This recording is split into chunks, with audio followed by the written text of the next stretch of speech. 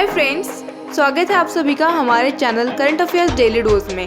आज है 7 नवंबर 2020 और आज की वीडियो में हम बात करने वाले हैं आज के करंट अफेयर्स पर बेस्ड क्वेश्चंस और उनसे जुड़े फैक्ट्स के बारे में। So let's get started. आज का पहला सवाल है, भारत ने खगोल विज्ञान के क्षेत्र में वैज्ञानिक एवं तकनीकी सहयोग विकसित करने के लिए किस राष्ट्र के साथ एक समझौता ज्ञापन पर हस्ताक्षर किया है? India has signed an MOU with which country to develop scientific and technical cooperation in the field of astronomy? Option A, United Kingdom, B, Israel, C, France, and D, Spain. So the right answer is option D, Spain. Union cabinet ने 4 नवंबर 2020 को Indian institute of astrophysics Bangalore और Spain के इंस्टीट्यूटो day एस्ट्रोफिजिका day कैनरियाज और Greece can SA के बीच astronomy के field में cooperation के लिए साइंटिफिक और टेक्निकल एक्टिविटीज़ के डेवलपमेंट के लिए एक समझौता ज्ञापन पर हस्ताक्षर किया। इस समझौता ज्ञापन के अंतर्गत जिन एक्टिविटीज़ पर ध्यान दिया जाएगा उसमें new scientific results, new techniques, capacity building with increased scientific communication and training and joint scientific projects शामिल हैं। सेकेंड क्वेश्चन इज, किस बैंक ने चालू वित्त वर्ष की दूसरी तिमाही में अपने लाभ में 52% की वृद्धि दर्ज की है? Which bank registered a 52% increase in its profit in the second quarter of the current financial year? Option A, PNB. Option B, Bharatiya Reserve Bank that is Reserve Bank of India. Option C, Bharatiya State Bank that is State Bank of India. And option D, Canara Bank. So the right answer is option C, Bharatiya State Bank that is State Bank of India. Year 2020 से 2021 के जुलाई सितंबर महीने के लिए भारतीय State Bank that is State Bank of India का profit tax deduction के बाद 52% बढ़कर 47,474 करोड़ रुपीस हो गया है. SBI ग्रुप की टोटल इनकम इस रिव्यू के तिमाही के दौरान बढ़कर 95,373 करोड़ रुपीस हो गई है, जो कि एक साल पहले की समान अवधि में 89,347 करोड़ रुपीस थी. थर्ड क्वेश्चन इज, किस राज्य ने आशा कार्यकर्ताओं के लिए 57 करोड़ रुपए के पैकेज की घोषणा की है? Which state has announced a package of rupees 57 crore for ASHA workers? Option A, Madhya Pradesh, B, Maharashtra, C, Telangana, and D, Odisha. So the right answer is option B, Maharashtra. Maharashtra के health minister Rajesh Tope द्वारा 3 नवंबर 2020 को एक घोषणा की गई, जिसमें आशा कार्यकर्ताओं के लिए स्टेट गवर्नमेंट के द्वारा 57 करोड़ रुपीस का आर्थिक पैकेज जारी किया गया है. इस राशि का उपयोग राष्ट्रीय ग्रामीण स्वास्थ्य mission that is national rural health mission के तहत आशा कार्यकर्ताओं को अलाउंस में इंक्रीमेंट के भुगतान के लिए किया जाएगा.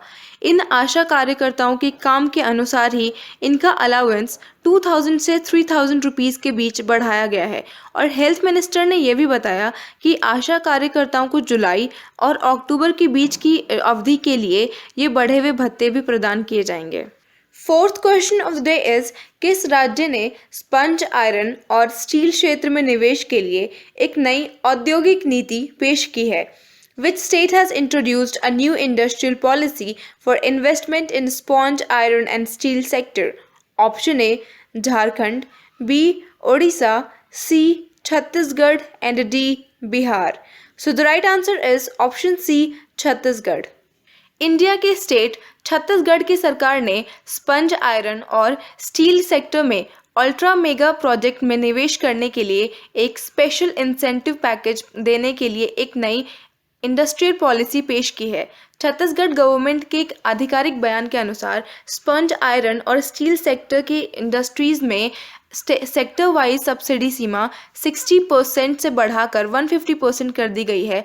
और इस पहल के तहत अधिकतम 500 करोड़ रुपीस के निवेश प्रोत्साहन मान्य होगा और इस परियोजना का लाभ उठाने के लिए एसोसिएट यूनिट्स को 31 अक्टूबर 2024 तक उत्पादन शुरू करना होगा. क्वेश्चन 5 इज, विश्व सुनामी जागरूकता दिवस कब मनाया जाता है? When is World Tsunami Awareness Day celebrated? Option A, 5th November, B 6 November, C 7th November, and D 4th November. So the right answer is option A 5th November. हर साल 5 नवंबर को world tsunami day मनाया जाता है। Year 2020 में इस दिन का उद्देश्य डिजास्टर्स के खिलाफ अधिक से अधिक जान माल बचाने और नेशनल और कम्युनिटी लेवल पर ऐसी स्ट्रैटेजी का निर्माण को प्रोत्साहित करना है जिससे कि लोकल डिजास्टर रिस्क में की जोखिम में कमी आ सके। और जापान में सुनामी शब्द का यूज़ सबसे पहले 1000 साल पहले हुआ था और दिसंबर 2015 में यूनाइटेड नेशंस जनरल असेंबली ने 5 नवंबर को वर्ल्ड सुनामी अवेयरनेस डे के रूप में मनाने के बारे में घोषणा जारी की थी। Question number 6 is open era में 1000 मैच की जीत दर्ज करवाने वाले चौथे टेनिस खिलाड़ी कौन बने हैं? Who became the fourth tennis player to score 1000 match wins in the open era? Option A Novak Djokovic, option B Dominic Thiem, option C Andy Murray, and option D Rafael Nadal. So the right answer is option D Rafael Nadal. Rafael Nadal ने 4 नवंबर 2020 को Feliciano Lopez को हराकर अपना 1000 tour level का match जीत लिया और वो Rolex Paris masters के तीसरे दौर में पहुंच गए हैं। इसके साथ ही स्पेन के professional tennis player open era में 1000 मैच जीतने वाले चौथे खिलाड़ी बन गए हैं। इन्होंने अब तक 20 ग्रैंड स्लैम सिंगल खिताब जीते हैं और ये टेनिस के अलावा फुटबॉल में भी गहरी रुचि रखते हैं। इनका जन्म 3 जून 1986 को स्पेन में हुआ था और राफेल नडाल ने अपना पहला ग्रैंड स्लैम एकल खिताब वर्ष 2005 में जीता था। 7th क्वेश्चन इज कौन सा राज्य जीएसटी क्षतिपूर्ति की कमी को पूरा करने के लिए 1.1 लाख करोड़ रुपए उधार लेने के लिए असंतुष्ट राज्यों या केंद्र शासित प्रदेशों में दूसरा विकल्प बन गया है? Which state has become the second option among disgruntled states or union territories to borrow rupees 1.1 lakh crore to meet the GST compensation shortfall? Option A Kerala, B West Bengal, C Chhattisgarh, and D Rajasthan. So the right answer is option D Rajasthan. GST की compensation की shortfall को पूरा करने के लिए central government के द्वारा presented 1.1 lakh crore rupees उधार विकल्प लेने के लिए राजस्थान असंतुष्ट राज्यों या केंद्र शासित प्रदेशों में पुडुचेरी के बाद देश का दूसरा राज्य बन गया है। फाइनेंस मिनिस्टर के एक बयान में कहा गया कि राजस्थान को स्पेशल उधार विंडो के माध्यम से 4604 करोड़ रुपए दिए जाएंगे और स्टेट के जीएसटी का 0.5% प्रॉफिट उठाने की छूट के तहत एक अन्य उधार के माध्यम से राजस्थान को अतिरिक्त 5462 करोड़ रुपीस जुटाने की अनुमति होगी। 8th क्वेश्चन इज 4 नवंबर 2020 को किन दो देशों की नौसेनाओं ने संयुक्त रूप से कैरेट नौसेना अभ्यास शुरू किया? Which two countries' 9 armies jointly started a Carrot naval exercise on 4th November 2020? Option A India and Sri Lanka, B India and Bangladesh, C Bangladesh and United States of America, and D United States and Vietnam. So the right answer is option C Bangladesh and United States of America. 4 नवंबर 2020 को United states America और बांग्लादेश की navy's ने संयुक्त रूप से cooperation afloat readiness and training Bangladesh 2020 शुरू किया ताकि इन दोनों देशों के आपसी रिश्तों को व्यापक बनाने के साथ ही इन देशों के बीच समुद्र संबंधी जागरूकता को बढ़ाया जा सके।